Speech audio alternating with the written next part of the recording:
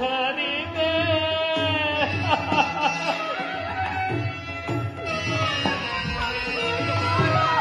ಧರೆಯೊಳಗೆ ಧನುವನ್ನು ಧರಿವೆ ತಲೆಯನ ಕಳೆದಿರುವು ಅಗಣ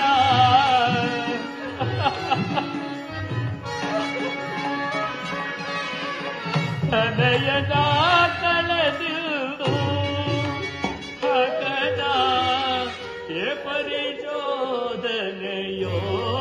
ವಿಧಿ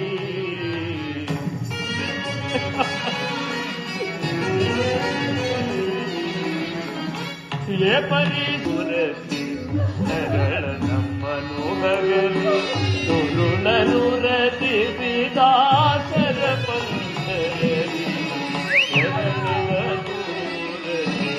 ಸರಳ ನಮ್ಮನು ಹಗಲಿ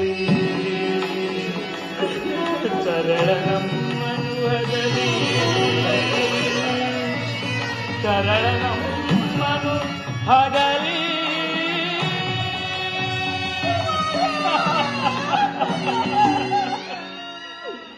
ದೌರ್ಭಾಗ್ಯನಾದ ನಾನೇ ಅವರ ರಕ್ಷಣೆಗೆ ಕಿರುಬೆರಳೆತ್ತಲು ಶಕ್ತನಾಗಲಿಲ್ಲ. ಪರಮೇಶ್ವರ, ನನ್ನ ಗಾಂಡೀವದ ಕೌಶಲವೂ ಎಂದೇನಾಯಿತು? ನನ್ನ ಯಾವ ಪಾಪಕ್ಕಾಗಿ ಆ ಸೈನ್ಯವನಿಗಿಂತಹ ವರವನ್ನು ಕೊಟ್ಟೆ? ಸ್ಥಿರನಾಗು ಅರ್ಜುನ, ನೀನು ಆದರ್ಶಮಾನವನು. ನಿನಗೆ ಈ ದೌರ್ಬಲ್ಯವು ಶೋಭಿಸದು. ಮಾನವನು ಇಷ್ಟೊಂದು ದುಃಖವನ್ನು ಸಹಿಸುವುದು ಹೇಗೆ ಸಾಧ್ಯ ವಾಸುದೇವ? ಕಣ್ಣುಗಳನ್ನು ಮರುಭೂಮಿಯಂತೆ ನಿರ್ಜಲವಾಗಿ ಮಾಡಿ ಹೃದಯದಲ್ಲಿ ಹಿಮರಾಶಿಯನ್ನು ತುಂಬಿ ವಜ್ರ ಮುಷ್ಟಿಯಿಂದ ದುಃಖವನ್ನು ಅಡಗಿಸಿಟ್ಟರೂ ಅದು ತನ್ನ ಅಸ್ಫುಟ ಆವೇಗದಿಂದ ಪ್ರಕಟಿಸುತ್ತಿರುವುದು.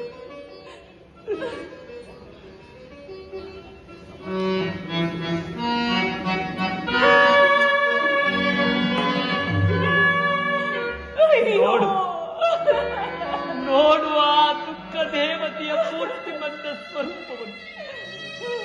ಪರಿಮಿತ ದೃಷ್ಟಿಯಿಂದ ಆಕಾಶವನ್ನು ನೋಡುತ್ತಾ ಶಿಬಿರದಲ್ಲಿ ಸ್ಮಶಾನದ ದಗ್ಧ ಛಾಯೆಯನ್ನು ಬೀರುತ್ತಿರುವ ಕರುಣಾಮಯಿ ಬಾಲಕಿಯನ್ನ ಬಳಿಕ ನನ್ನನ್ನು ಸ್ಥಿರನಾಗುವಂತೆ ಹೇಳು ದೇವ. ಸಮಾಧಾನ ಹೊಂದು ಅರ್ಜುನ. ಪ್ರಾಣೇಶ್ವರ, ಸ್ವರ್ಗದ ಉಚ್ಛಾಸನದಲ್ಲಿ ಕುಳಿತೇ ವೇಕ್ಕಿದ ಕಣ್ಣುಗಳಿಂದ ನನ್ನನ್ನು ನೋಡುತ್ತಿರುವೆಯಾ? ನೋಡು ನೋಡು, ಸೂರ್ಯಕಾಂತಿಯ ಹೂವಿನಂತೆ ಉತ್ತರೆಯು ನಿನ್ನ ಕಡೆಗೆ ಮುಖವನ್ನು ತಿರುಗಿಸುವಳು. ನಾನು ಅಳುತ್ತಿಲ್ಲ ಪ್ರಭು, ನನ್ನನ್ನು ಕರೆಯುವೆಯಾ? ಇದು ಬಂದೆ ಬಂದೆ. ಶಾಂತಳಾಗು ಪುತ್ರಿ, ಶಾಂತಳಾಗು. ವಿಧಿ ನಿನ್ನೆ ಹೃದಯವಾದಷ್ಟೊಂದು ಕಠಿಣವು. ಅಯ್ಯೋ, ಈ ಕೋಮಲವಾದ ಬಾಲಕಿ ಹೃದಯದಲ್ಲಿ ಎಂತಹ ಬಿರುಗಾಳಿಯನ್ನು ಸೃಷ್ಟಿಸಿರುವೆ. ಅಯ್ಯೋ, ನಿನ್ನ ಸೃಷ್ಟಿಯು ಅದೆಷ್ಟು ವಿಚಿತ್ರ. ಶಾಂತಳಾಗು ಪುತ್ರಿ, ಶಾಂತಳಾಗು. ಅಯ್ಯೋ ಅಯ್ಯೋ, ಇದನ್ನು ನೋಡುವ ನನ್ನ ಕಣ್ಣುಗಳು ಇಂಗಿ ಹೋಗಬಾರದೆ? ಸಮಾಧಾನ ಹೊಂದು ಅರ್ಜುನ, ಸಮಾಧಾನ ಹೊಂದು. ಸಹಿಸಲಾರನು ಈ ಬೇಗೆ. ಈ ಸಂಕಟದಿಂದ ಉದ್ಧಾರವಾಗುವ ಉಪಾಯವೇನು ಇಲ್ಲವೋ? ಇರುವುದು ಗುರುದೇವ. ಆರ್ಯ ಧರ್ಮವೆಂದು ನಷ್ಟವಾಯಿತೆಂದು ಭರತ ವರ್ಷದಲ್ಲಿ ಒಂದು ವಿಕಟ ಹಾಹಾಕಾರವೆದ್ದಿರುವುದು. ನೀನದನ್ನು ಸುಳ್ಳಾಗಿ ಮಾಡು. ಮಗನಿಗಾಗಿ ಅಳುವುದು ತಂದೆಗೆ ಸಹಜ. ನೀನು ಅದರಂತೆ ಅಳುವೆಯ? ಹೇಳು ತಂದೆ. ಕ್ಷತ್ರಿಯ ವೀರನು ನೀನು. ಕಣ್ಣುಗಳಲ್ಲಿ ಕವಿದಿರುವ ದುಃಖದ ಜವಣಿಕೆಯನ್ನು ಕಿತ್ತೊಗೆದು ಕ್ಷತ್ರಿಯೋಚಿತವಾದ ಕರ್ಮದಲ್ಲಿ ಪಾದಾರ್ಪಣ ಮಾಡು. ಕುರುಕ್ಷೇತ್ರದ ಧರ್ಮಯುದ್ಧದಲ್ಲಿ ಅಧರ್ಮದ ಅತ್ಯಾಚಾರಕ್ಕೆ ಸಿಕ್ಕಿ ಹತನಾಗಿರುವನು. ಅಸ್ತ್ರಗಳ ಆಘಾತದಿಂದ ಅವರನ್ನು ಕೇಳು. 7 ಜನ ಮಹಾರಥಿಗರು ಒಟ್ಟುಗೂಡಿ ನಿರಸ್ತನಾದ ಒಬ್ಬ ತರುಣ ವೀರನನ್ನು ಹೇಗೆ ಸಮ್ಮತಿಸಿದರೆಂಬುದನ್ನು ನಿನ್ನ ಗಾಂಡೀವರದ ಟೇಂಕಾರದಿಂದ ಆ ಪಾಷಾಂಡನ ಹೃದಯವೂ ಕಂಪಿಸಲು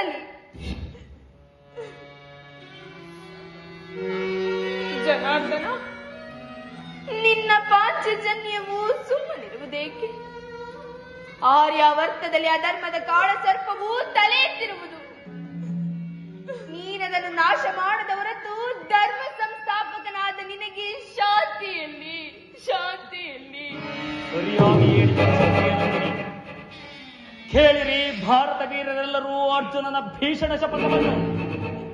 ಅಭಿಮನ್ಯುವಿನ ಮರಣಕ್ಕೆ ಕಾರಣನಾದ ಸೈಂಧವನನ್ನು ನಾಳೆ ಸೂರ್ಯನು ಮುಳುಗುವುದರೊಳಗಾಗಿ ಸಂಹರಿಸಿ. ಯಕ್ಷ ರಾಕ್ಷಸರಾದಿಯಾಗಿ ಯಾರೂ ಅವನನ್ನು ಉಳಿಸಲಾರರು. ಇಂದ್ರನು ವಜ್ರಾಯುಧವನ್ನು ಅಡ್ಡಬಿಟ್ಟರು. ಸ್ವಯಂ ಪಾರ್ವತಿ ಪತಿಯು ಶೂಲಪಾಣಿಯಾಗಿ ಎದುರಿಗೆ ನಿಂತರು. ಅರ್ಜುನನು ತನ್ನ ಶಪಥದಿಂದ ವಿಚಲಿತನಾಗುವುದಿಲ್ಲ.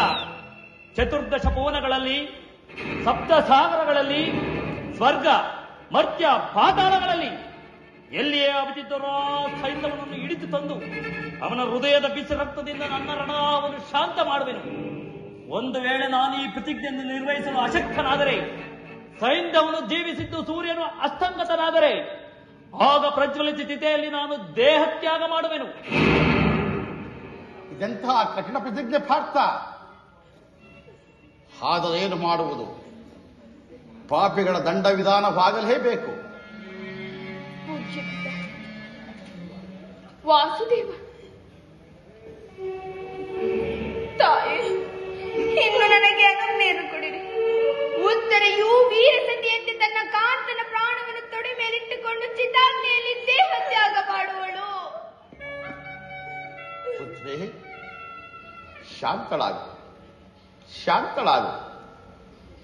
ಭರತ ವಂಶದ ಭವಿಷ್ಯ ಸಂತಾನವನ್ನು ನೀನು ಗರ್ಭದಲ್ಲಿ ಧರಿಸಿರುವೆ. ಗರ್ಭವತಿಯು ಚಿತೆಯನ್ನೇರುವುದು ಧರ್ಮ ನಿಷಿದ್ಧ. ಹಾಗಾದರೆ ಗತಿ ಏನು ವಾಸುದೇವ? ಪುತ್ರಿ, ನೀನು ಇಹಲೋಕದಲ್ಲಿ ನಿನ್ನ ಕರ್ತವ್ಯವನ್ನು ಮುಗಿಸಿ ಪುನಃ ನಿನ್ನ ಪತಿಯ ಸಾಯುಜ್ಯವನ್ನು ಪಡೆಯುವೆ. ಅಲ್ಲಿ ನಿನ್ನ ಪತಿಯು ಚಂದ್ರಲೋಕದಲ್ಲಿ ನಿನ್ನ ಆಗಮನವನ್ನು ನಿರೀಕ್ಷಿಸುವನು. ಎಲ್ಲಿ ನನ್ನ ಪತಿ? ಅದೋ ಅಲ್ಲಿ ನೋಡು. ಉತ್ತರ: ನಿನ್ನ ಸಂತಾನದಿಂದ ಭರತ ವರ್ಷದ ಭವಿಷ್ಯ ಕೀರ್ತಿಯು ಪ್ರತಿಷ್ಠಿತವಾಗುವುದು. ಆಮೇಲೆ ನೀನು ನಿನ್ನ ಸಾಯುಜ್ಯವನ್ನು ಪಡೆಯುವುದು. ಅಲ್ಲಿಯವರೆಗೆ ನನ್ನ ತಂದೆಯಾದ ಚಂದ್ರಶೀತಲನ ಕಿರಣಗಳು ನಿನ್ನ ದುಃಖಾಗ್ನಿಯನ್ನು ಶಾಂತ ಮಾಡುವುದು.